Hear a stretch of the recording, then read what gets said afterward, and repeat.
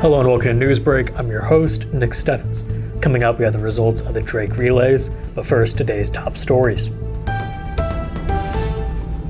Opera Iowa visited Washington High School to offer workshops for elementary and high school students in the district, culminating in an affordable performance of Beauty and the Beast in the high school's Performing Arts Center. The workshops included a master class for high school choir students and workshops for 4th and 5th grade students from St. James School and Lincoln music teacher Julie Hill's class.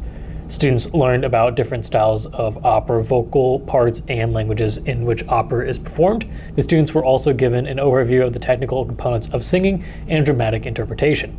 The Opera Iowa troupe then invited the 2nd through 5th grade students to a performance of Sid the Serpent, Who Wanted to Sing, which was designed to engage the students. Later that evening, the troupe performed Beauty and the Beast on a simple traveling stage, accompanied by a grand piano played by Opera Iowa music director Dura Jun. Iowa Wesleyan University recently held its final awards day ceremony honoring outstanding students and faculty and staff at the University Chapel. During the ceremony, the university bestowed 30 student awards and 4 faculty/staff awards. Graduating senior Ella Francis from New London received the President's Award, which is known as the most prestigious student award. Francis, who served as the 2022-23 student body president, was also recognized as the Nursing Student of the Year for her exceptional leadership, involvement in on-campus organizations and committees, as well as her dedication to patient care. Faith Younes from Bonnie Lake, Washington, was awarded the Tiger Spirit Award for her positive attitude, sportsmanship, and pride in the university, while Caroline Stratton from Dubuque received the Student Leader of the Year Award for exemplifying outstanding leadership and service. The university also recognized the Mount Pleasant Rec Center for their support of students with their internship program and presented staff and faculty awards. County supervisors in Washington approved an amendment to the fiscal year 2023 budget during a regular meeting at the Washington County Courthouse. The routine vote is held each year to correct over allocations and under allocations in the budget, which is planned up to 18 months in advance. State law prohibits local government departments from exceeding their allocated expenditures at the end of a fiscal year. The biggest adjustments to the budget were made to the ambulance department, roads, and the sheriff's office. The supervisors also completed the second public hearing on the budget for next fiscal year and gave a final stamp of approval on pay scales for elected officials. Decision makers expressed frustration over state-level decisions that lowered county revenue from slow-growing property valuations and the recent tax exemption of utility transmission line infrastructure, which generated around $9 million in fiscal year 2020 for Washington County. Iowa Works will be offering office hours in Mount Pleasant every Wednesday for the month of May due to the recent closures of West Liberty Foods and Iowa Wesleyan University. The temporary office will provide the same services as every other Iowa Works center, including career counseling, job search skills development, assistance with unemployment insurance claims, and more. According to Iowa Works Operations Supervisor Tim Snyder, the local community may have an extraordinary need for their services based on the recent closures of 2 major businesses in a short period of time. The office hours will be held at the Mount Pleasant Chamber of Commerce office on South Main Street from 8:30 a.m. to 4 p.m. every Wednesday in May, and Snyder encourages anyone who could benefit from these services to stop in. The Washington Middle School 7th and 8th grade band attended the SEBA Large Group Concert, receiving a Division I rating after performing March Phantasma, Salvation is Created, and Not Alone for 3 educators. The judges gave the band written and verbal comments and scores, with 2 of them offering a short clinic to the band. The band scored 25, 28, and 31 out of a possible 35, with Division I being the 3rd highest score they could receive. The event provides a way for the students to gain new ideas and views and to identify areas for improvement.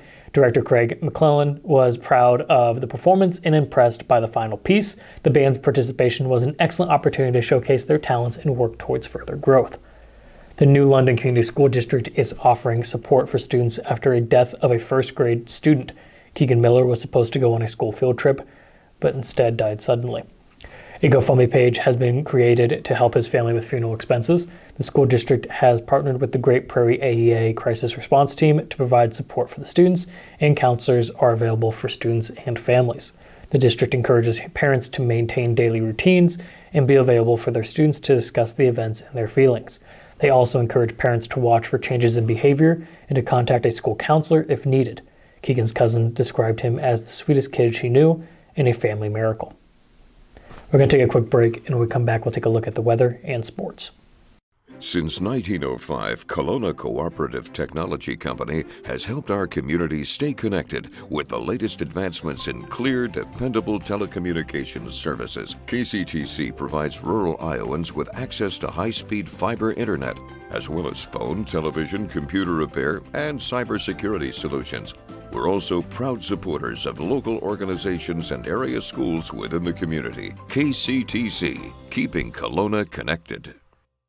At the Capper Auto Group, we put our customers' needs first and understand that everyone is as different as the vehicle they select. We offer new Ford, Chevrolet, Buick, GMC, Jeep, Chrysler, Dodge, and Ram vehicles in a friendly environment that puts you in the driver's seat. When it comes to service, we maintain factory-trained technicians and competitive pricing. The Capper Auto Group still believes that service after the sale provides the best customer experience. Come see the Capper experience for yourself.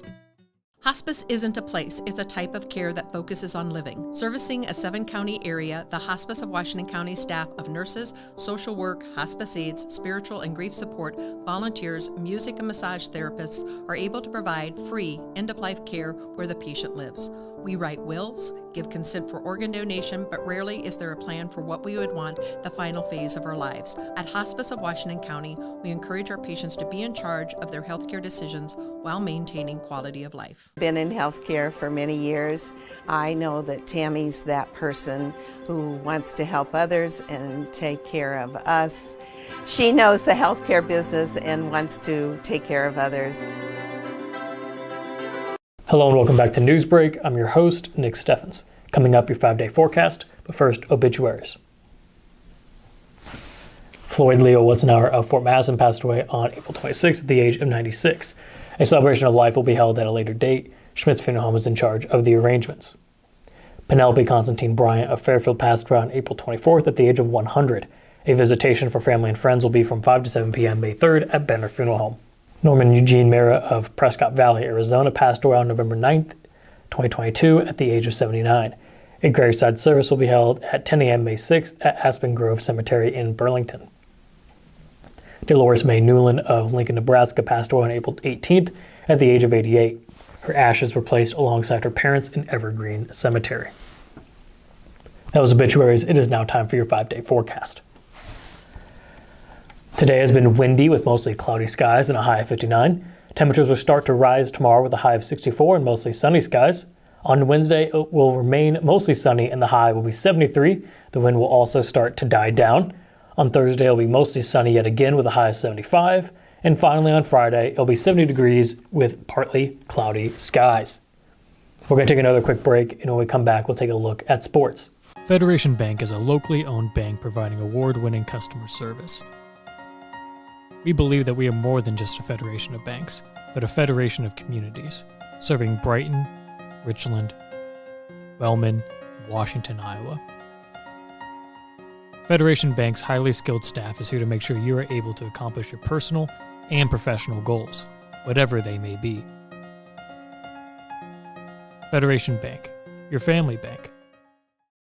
You know, it's not a question of what all you have and so on with your life. It's who is in your life and how much you care for them and how much they care for you. And Tammy definitely cares.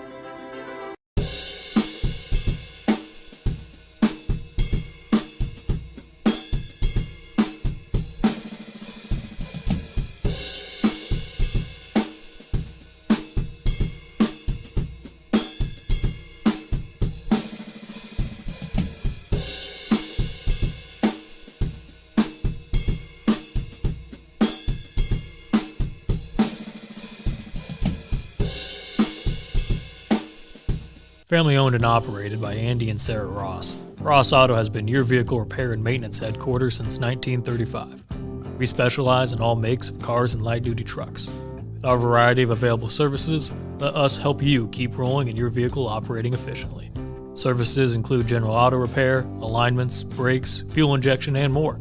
Schedule your appointment today at 319-653-5656. That's 319-653-5656.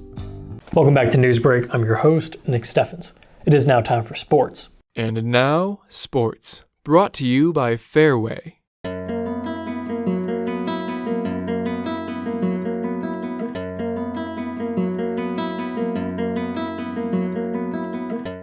Several Union area athletes were up in Des Moines at the Drake Relays. The event took place over 3 days and featured athletes from both big and small schools. For the sake of brevity, we will only be focusing on the big schools on this episode, but the full stories from each day can be found at the southeastiowaunion.com.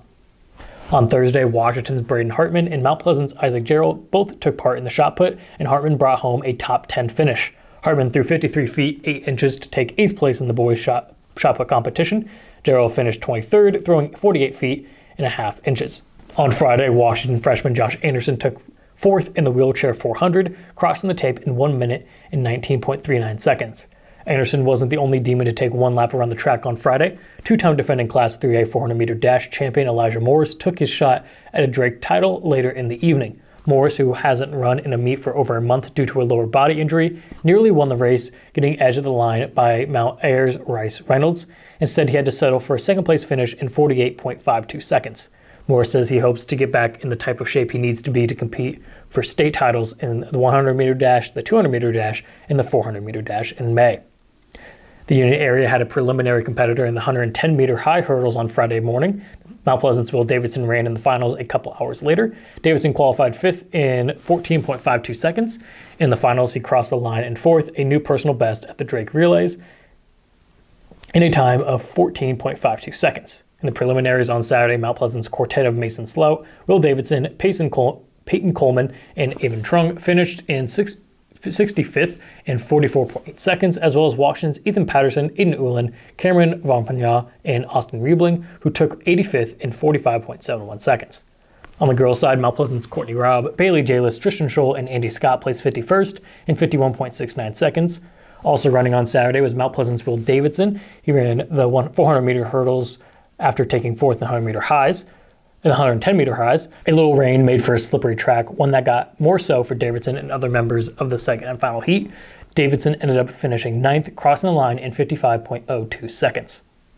That was the news for Southeast Iowa. I've been your host, Nick Steffens. This has been your news break, and I'll see you